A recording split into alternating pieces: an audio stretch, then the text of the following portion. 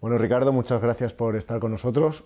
Primero deciros a todos, tenemos un sistema de desinfección del aire de forma continua y un filtro EPA que hablaremos después con Ricardo de cómo funcionan estos aparatos. Pero en primer lugar me gustaría saber cómo está la situación, cómo está el virus en el mundo ahora mismo, los nuevos descubrimientos. Pues uno de los más importantes, si se trata de un virus que se reproduce por las vías aéreas y que sale por las vías aéreas, lo primero que se ha hecho siempre, que ha sido, bueno, pues ir precisamente a tapar el foco. Pero lo que no se ha trabajado ha sido en el medio, es decir, está muy bien tapar el foco, pero ¿qué hacemos con ese medio que hay entre el contagioso y el posible contagiado? Ahí no se ha atacado, y las mascarillas no son capaces de retener el 100% de los aerosoles, ninguna. Esta quirúrgica tiene una capacidad mayor, por ejemplo, que las habituales que tenemos de tela, que son las higiénicas. Entonces, es algo que hay que tener muy claro. ¿Y cómo trabajamos en el medio? Hombre, cuando uno está al aire libre o con techos muy altos, por la propia tendencia de los mismos aerosoles al ascenso, ¿vale? Pues son partículas muy pequeñitas, y cuando las partículas son muy pequeñitas, las interacciones electrostáticas son más potentes que la atracción de la gravedad, ¿vale? ¿Verdad que los aerosoles tienen una población muy grande de partículas? Las más gruesas, a esas sí les afecta la gravedad, por eso te dicen la distancia de seguridad, porque las más gruesas tienen un tiro parabólico y caen, pero las más finas empiezan a coger volumen, a tomar espacio, ¿vale? A viajar por el espacio, precisamente por esa tendencia que tienen de interacciones electrostáticas, que son mucho más intensas a esos niveles de partícula pequeña que las gravitacionales, que las gravitatorias. ¿Qué ocurre con esto? Bueno, pues que tendremos que trabajar con esa dispersión de aerosoles, tendremos que ver cómo puedo trabajar en el medio para que ese aerosol no llegue del contagioso, ¿vale?, al posible contagiado.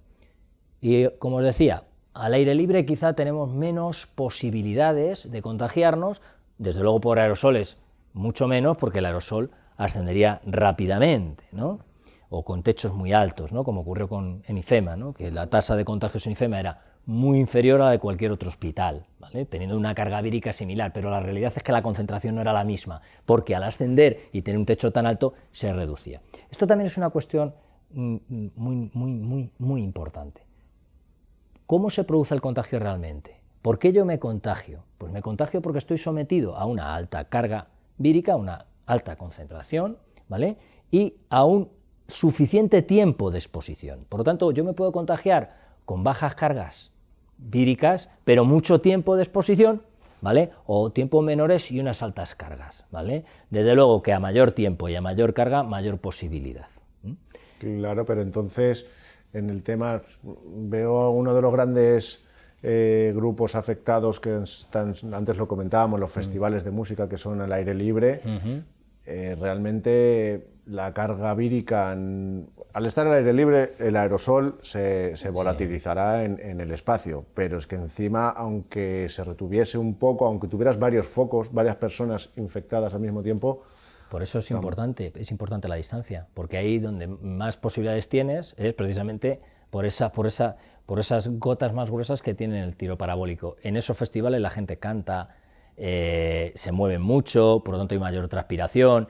Es verdad que por aerosoles a lo mejor no te contagias, pero te puedes contagiar por otra cuestión que ya digo, que son, por ejemplo, las gotículas. Y desde luego, bajo techo. Y ahora vamos precisamente hacia el frío del invierno, hacia el otoño, vamos a tener que pasar más tiempo bajo techo. Bueno, pues si vamos a tener que pasar más tiempo bajo techo, tendremos que controlar muchísimo más esos aerosoles en las zonas o en áreas de pública concurrencia, o, por ejemplo, en lugares como las aulas escolares o aulas universitarias.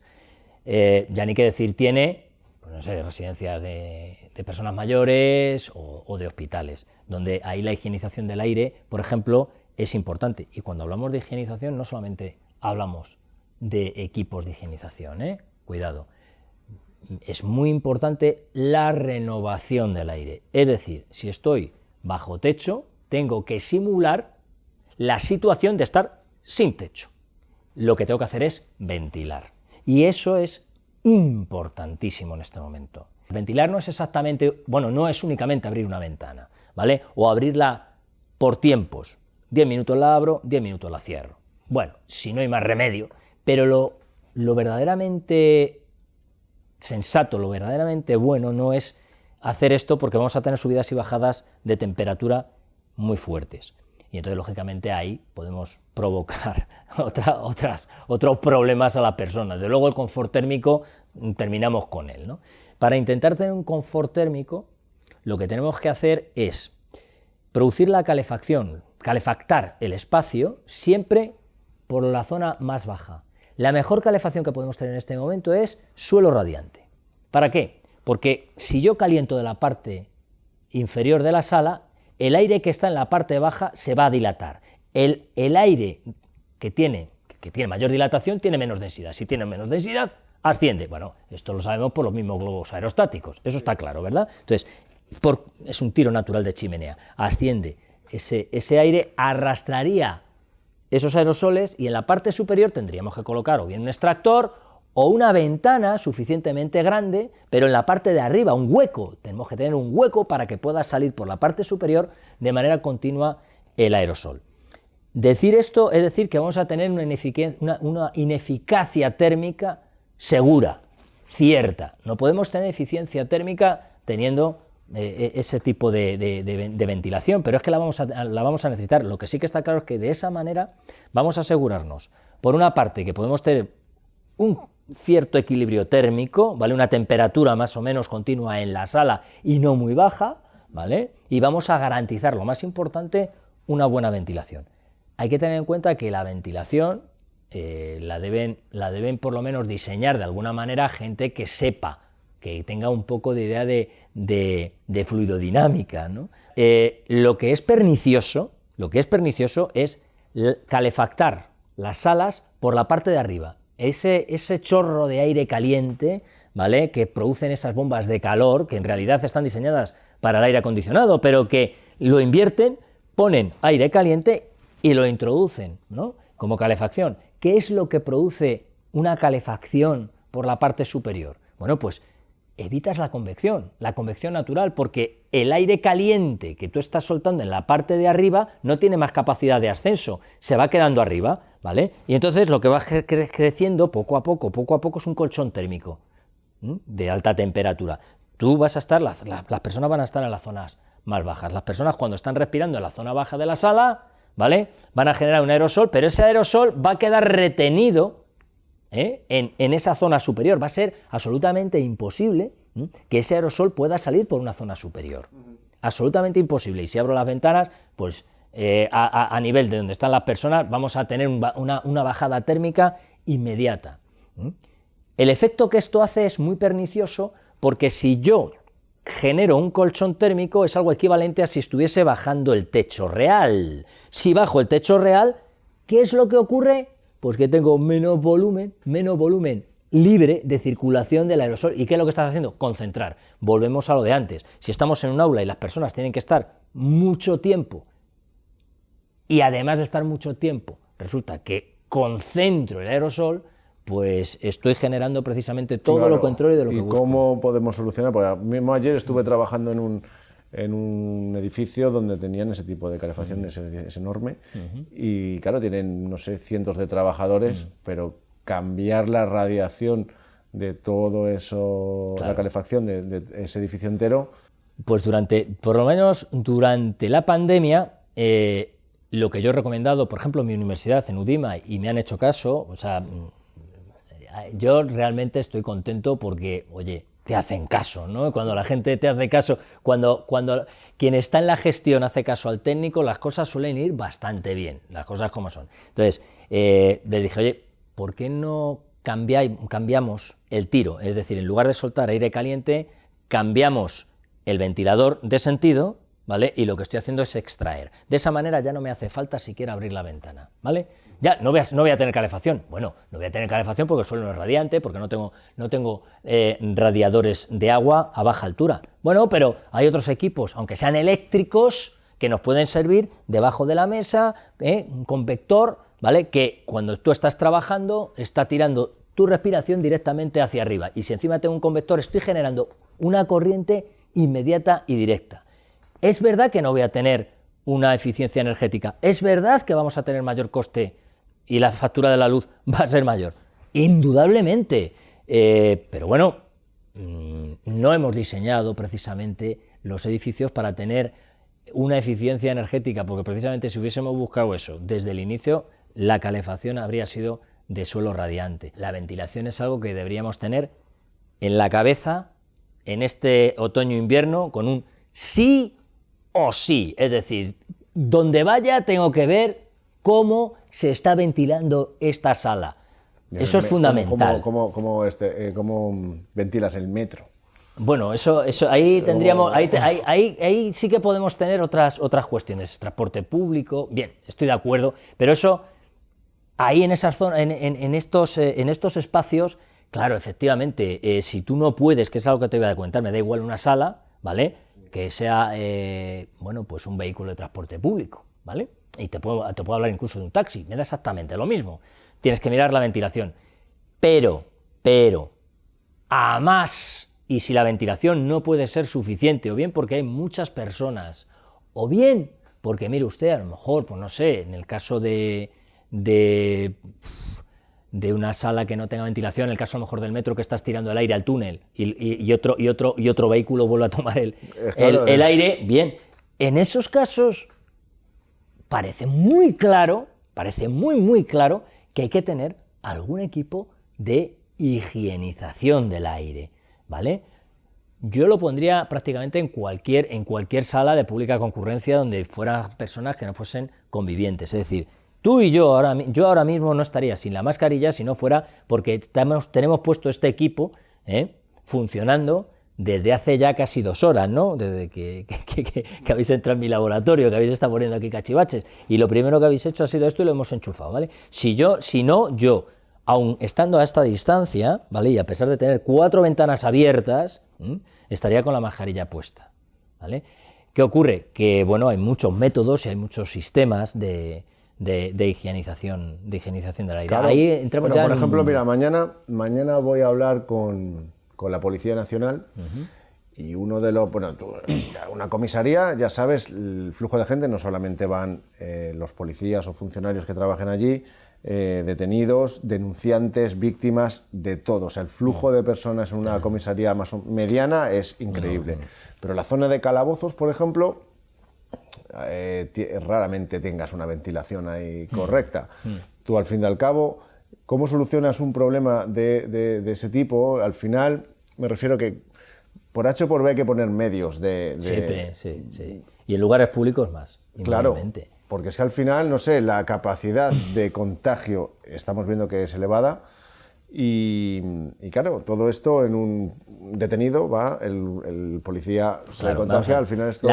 Mirad, nosotros somos un país que estamos muy acostumbrados a vivir al aire libre, quiero decir, tenemos una climatología estupenda y en muchas zonas de España prácticamente las terrazas están abiertas, las terrazas de los bares están abiertas casi todos los meses del año prácticamente, ¿no? Bueno, eso se metió por el tema de los fumadores. Sí, y luego hablamos de eso porque no estoy hablando por teléfono contigo, pero perdona por interrumpir.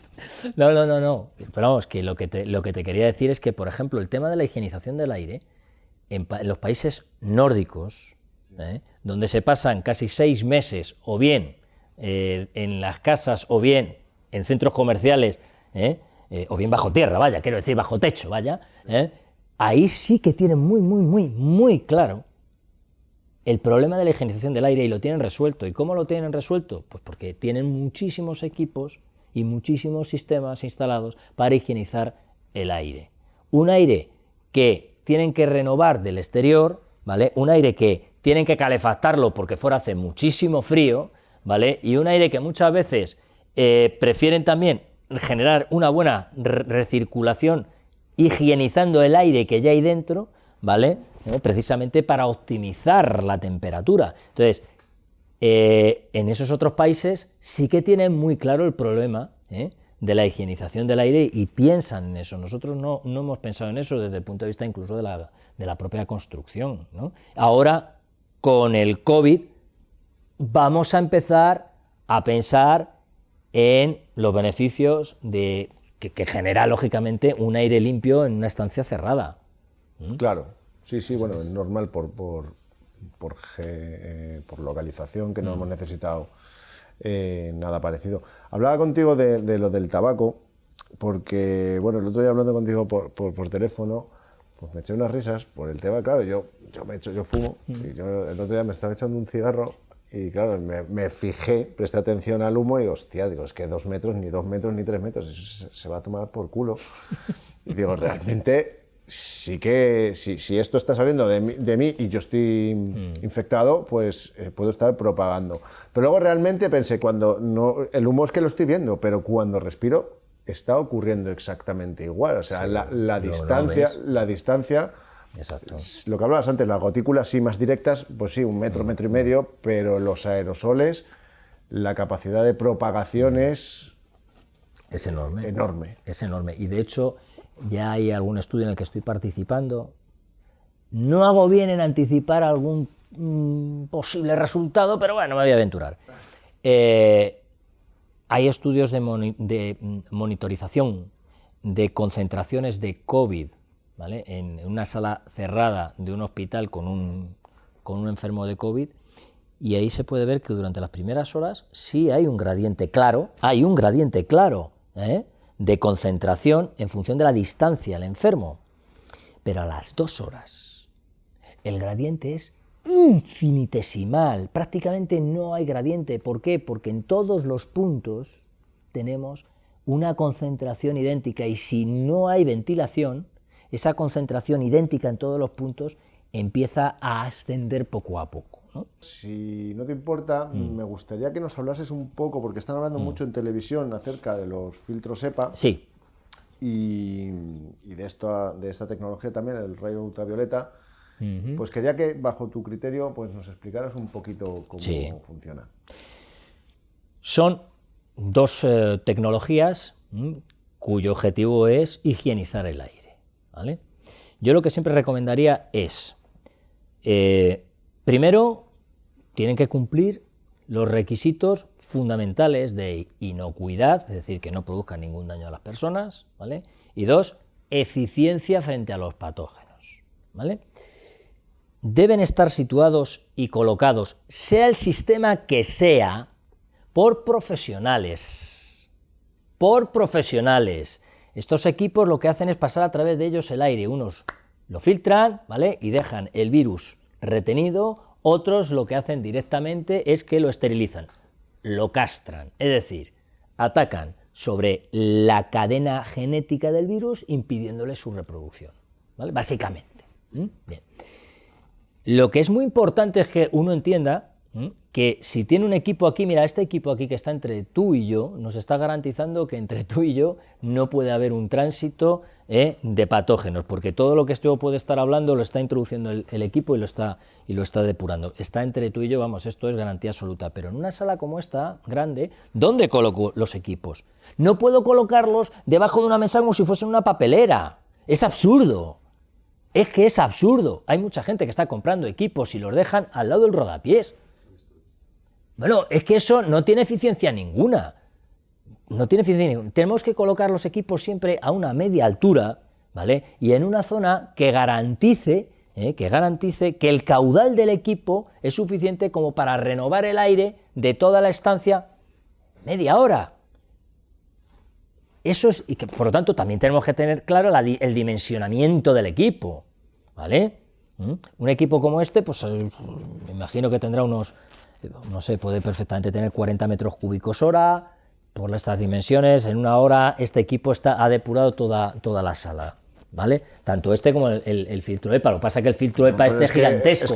Esto es un filtro para un aire acondicionado. Para una máquina gigante. Sí, por eso te digo. Esto es una... Solo he traído el filtro. Luego he traído este que bueno, sí, ese es para utilitarios. Ya, pero sí un poco es como me preocupa, ¿no? Porque esto vale 15 euros, esto vale 200 euros. Sí, claro. Y claro, la gente, estoy viendo en televisión, pues que están recomendando a la gente este tipo de filtros, pero los filtros, porque sea filtro EPA, no quiere decir que sean esto sea igual que esto. A ver, hay muchos tipos de filtros EPA. Los que no tienen H, ¿vale? Esos filtros EPA que no tienen H te sirven para retener a lo mejor polvo en suspensión, ¿vale? Bueno. Esos filtros sin H no son los que te sirven para depurar, para higienizar el aire. Estos filtros, lo que ocurre es que necesitan un mantenimiento. Esto requiere un mantenimiento. E insisto, de verdad, o sea, es necesario el dimensionamiento de la máquina acorde al espacio y que lo instale un profesional con un mínimo concepto de fluidodinámica para saber dónde tiene que colocar la máquina o las máquinas para lograr una higienización completa. Estos tienen el pequeño problema de que mejor que lo limpie alguien que sepa que no alguien que no sepa y que lo limpie además con regularidad. ¿Para qué quiero un filtro que lo tengo 4 o 5 meses y no lo toco? No vale, ya no vale, esto hay que cambiarlo, es como las mascarillas. Hay que cambiarlo, por tanto, esto tiene un mantenimiento. O sea, no me compro una máquina no, esto tiene un mantenimiento. Sin mantenimiento el filtro EPA no nos va a servir. Me ha mandado antes un amigo unas fotografías de unos filtros que tenían una acumulación de hongos y bacterias alucinante. O sea, bueno, es que claro, insisto, el mantenimiento es fundamental, ¿no? Eso es fundamental. Claro, pero luego no solamente el mantenimiento, el procesado, evidentemente, porque tú ahora mismo estás recogiendo la cantidad de virus que en gotículas, en lo que tú quieras, ahí se te está montando la de Dios es Cristo, pero claro, cuando lo vas a recoger, de repente lo tienes todo juntito. Sí, es verdad, eso es cierto. Hay un riesgo para el operario en cuestión, un riesgo de higiene industrial que se llama, de higiene, bueno, riesgo laboral finalmente. Desde luego hay que saber dónde hay que depositar estos filtros, ¿vale? Una vez retirados, y yo como siempre recomiendo que esto lo hagan profesionales, ¿vale? Con todas las acreditaciones. Cualquier equipo de higienización, cualquier equipo. Tienen que saber colocarlo, tienen que saber dimensionarlo, tienen que saber mantenerlo. ¿Eso es un coste? Sí, claro, evidente. Luego están estos otros equipos, el que tienes aquí. Esto es un equipo que está funcionando ahora mismo, el equipo de ultravioleta C. Estos son equipos igual, es lo que siempre digo. Tienen que garantizar inocuidad, ¿vale? Y garantizar también que son eficaces contra los patógenos. Los ultravioleta C, bueno, pues tenemos que tener claro que tienen que tener unas lámparas que emitan entre 200 nanómetros y 250 nanómetros de longitud de onda. La longitud de onda del ultravioleta C tiene que estar entre 200 y 250. Ahí me puedo asegurar que este equipo no está emitiendo ozono. Y es una cosa importante, eso es muy importante. Estos equipos me consta que hacen furor, por ejemplo, en Rusia, quiero decir que hacen furor, que se emplean mucho más que los filtros EPA. Entre otras cosas porque no necesitan mantenimiento, porque el consumo energético tampoco es tan elevado, ni muchísimo menos. Sí, una cosa ridícula, ¿no? Lo bueno que tiene es que lo que hace el ultravioleta C es que al introducir por aquí todo el aire, ¿vale? El ultravioleta es tanto más letal para los microorganismos cuanto más próximo haces pasar el aire al lado de la lámpara. Es decir, cuando vemos equipos de ultravioleta de estos que son robots y que van higienizando, sí, están higienizando el aire, sí, pero están higienizando el aire que está a un palmo de la luz, ¿vale? Salvo que sean ultravioleta, que no sean entre 200 y 250, ¿vale? Que sean que tenga una potencia eléctrica muy superior. En ese caso, claro, higienizas todo, pero no puede haber nadie dentro. Lo bueno que tiene un equipo de este tipo es que no está radiando. Es decir, si estuviese radiando yo no estaría aquí, por ejemplo, obviamente. Pero no está radiando, está confinado.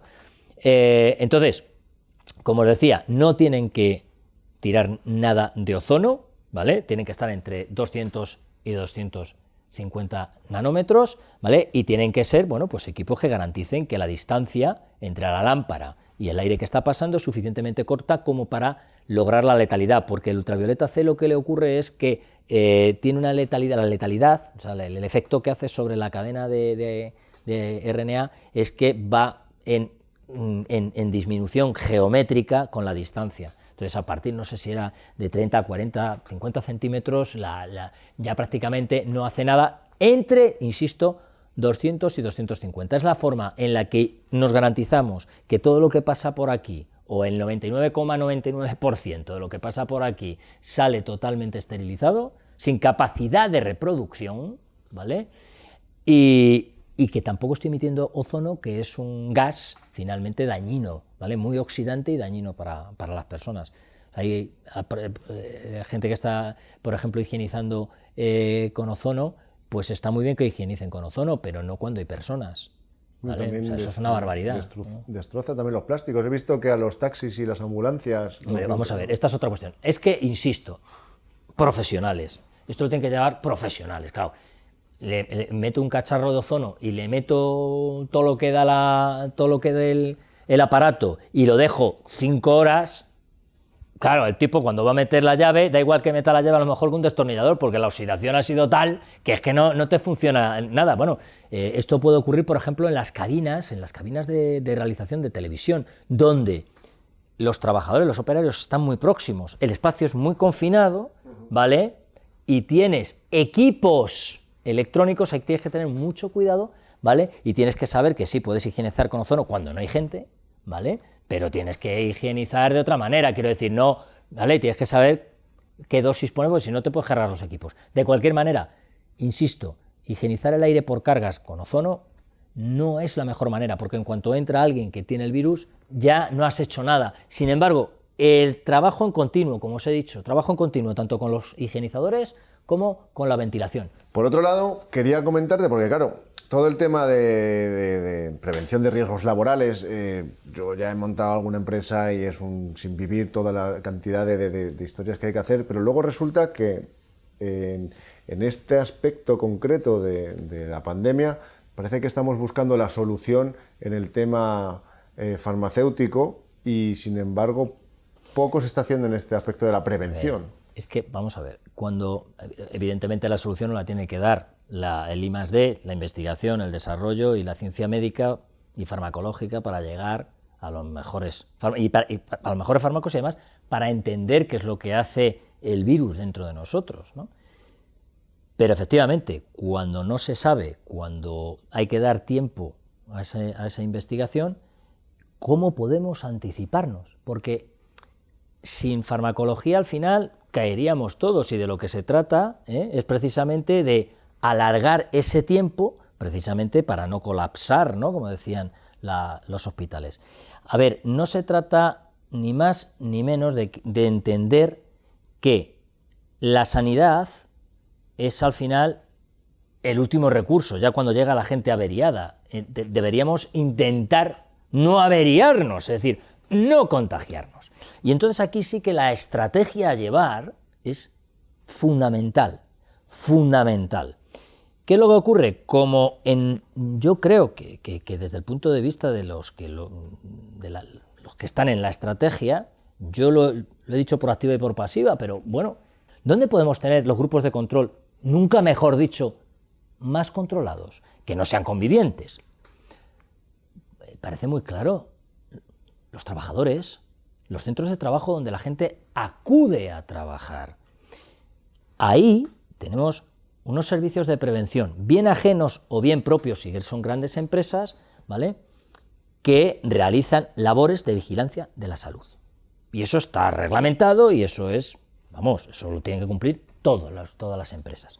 Es cierto que, oiga, va a haber autónomos, pequeños empresarios, etc., que no van a tener recursos para hacer esa vigilancia de la salud, perfecto. Ahí tiene que estar el Estado, para dotar a las empresas de esos recursos para hacer esos test, para hacer esas pruebas PCR quincenales, cada 2 semanas. Cada 2 semanas un trabajador debería, igual que se hace en la liga de fútbol, es que no me he inventado nada, o es que un futbolista tiene más derecho que otro trabajador.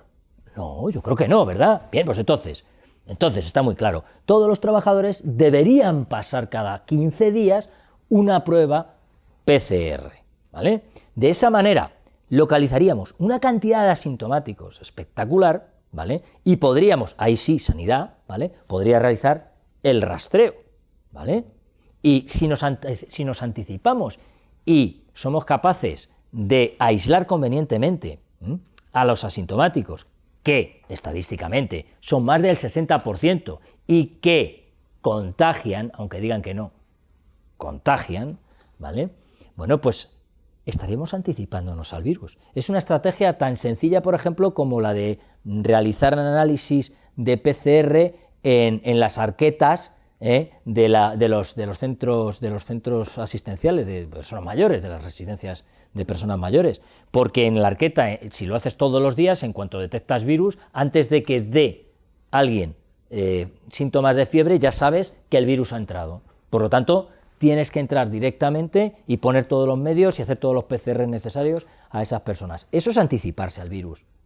Claro. Lo que no es anticiparse, de luego, es los centros de salud se colapsan porque es que vienen muchos diciendo que se ponen malos. Claro, es que el que se pone malo ya se identifica el solo. Entonces, claro, ¿eso qué es? Eso es tener un taller 24 horas abierto y que cada vez te están llegando más. Y además, desde el punto de vista económico, yo creo que también, desde el punto de vista económico, si se hubiera llevado esto desde la prevención de riesgos laborales, yo creo que habríamos ganado mucho. Luego también ha habido mucha discrepancia en cuanto a que no se podían primero hacer tantos PCRs, ahora se hacen muchísimos PCRs, y más que se van a hacer, ¿no? Y se tienen ya incluso pruebas de antígenos, pruebas que ya se hacen hasta con saliva, muchísimo más rápidas. Entonces esto va avanzando muy rápidamente, pero, insisto, la estrategia hubiera sido no tanto verlo desde exclusivamente la sanidad, sino verlo desde un entorno empresarial, verlo desde la prevención de riesgos laborales, ¿vale? Y ahí atacar precisamente al problema. Es anticiparse. Hombre, creo que por primera vez en la historia nos está mandando a casa cuando estamos medio malos. Porque anda que no me he pegado yo jornadas trabajando. Claro, pero es lógico, es que tú imagínate, o sea, se te declara... Ahora lo es, pero hasta hace bien poquito nadie... Hay otra, y hablando un poco de todo, yo creo que esto también va a traer va a acelerar algo que ya se veía que iba a venir, ¿vale? Y es el aspecto del teletrabajo. Con el teletrabajo, ¿qué es lo que hacemos? Reducir el tiempo de exposición.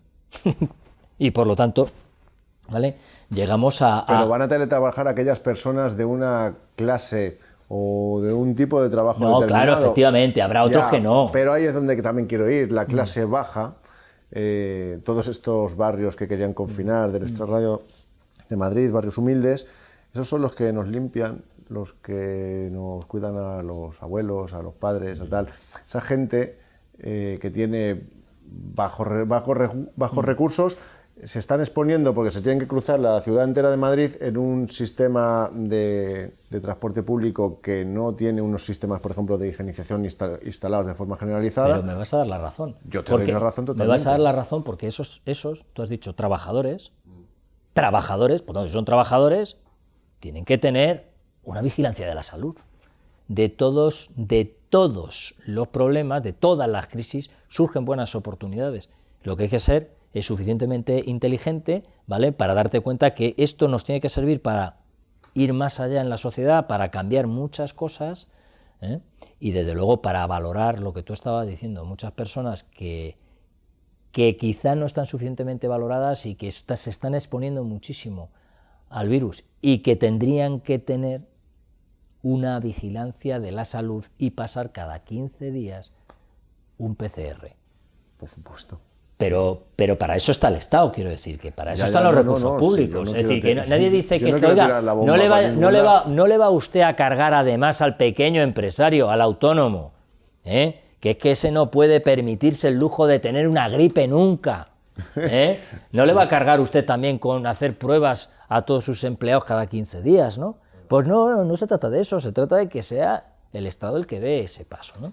Porque al final nos empezamos a poner malos y entonces cuando viene gente que se pone malita, cuando hacen el rastreo, se hace el rastreo, fíjate, no localizando al asintomático, sino que el rastreo se ha hecho, y esto es importantísimo, el rastreo se hace a partir de que surge uno con síntomas.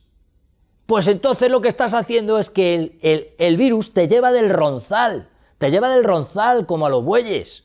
Claro. No eres tú el que vas a por el virus, no eres tú el que te anticipas al virus. Al virus uno se anticipa Vas donde está, pero no donde va a estar. cogiendo primero al asintomático, haciendo ese tipo de test que además es que es evidente, es decir, si tienes...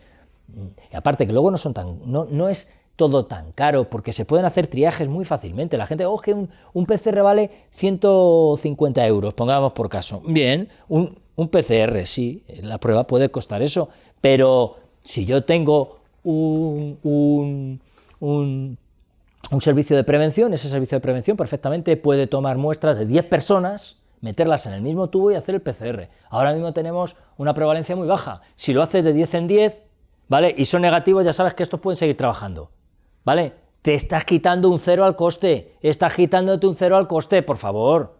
¿De qué estamos hablando? ¿Utilizamos la cabeza? Claro. Pues yo lo tenía muy claro, pero bueno. Pues nada, señor Ricardo, de nuevo un placer de haber podido charlar contigo, que nos hayas contado todas estas cositas. Y te tendremos en nuestras oraciones, ya te iré llamando cuando tenga dudas. Lo que necesitéis. Pues muchas gracias. Aquí tenéis vuestro laboratorio. Gracias.